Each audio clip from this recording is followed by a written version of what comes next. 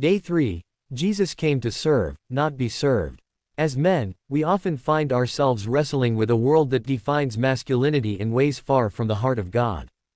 We're told to be strong, independent, and successful, but rarely do we hear the call to serve, to lay down our lives for others in the way that Jesus modeled.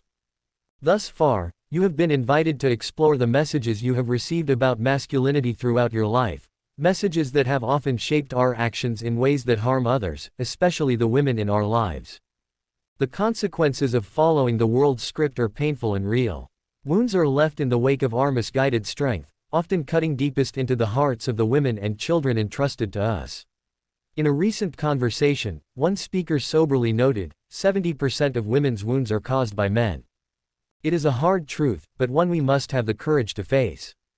If we are serious about becoming the men God intended, we must first confess where we have wandered. We must own the harm we have caused, intentionally or unintentionally, and ask God to realign our hearts.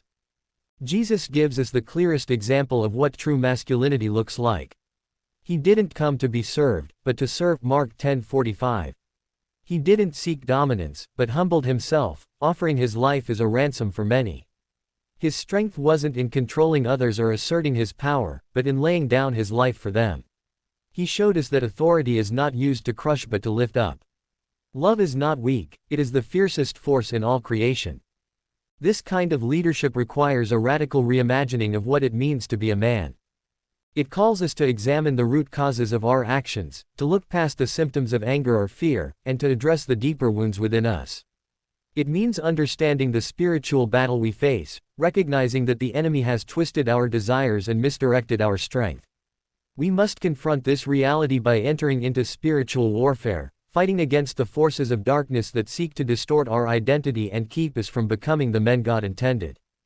But this battle is not just external, it's internal. It's about recalibrating our hearts, changing the way we relate to God and to others.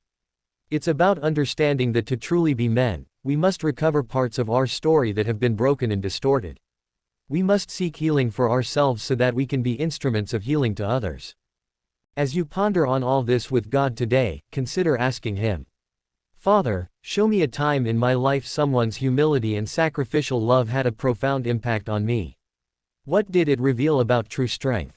Jesus, how can I embody the servant leadership you demonstrated? Where are you inviting me to lay down false strength and take up the heart of a servant? Holy Spirit, how does the way Jesus modeled servant leadership challenge the way I approach leadership in my home, work, or community?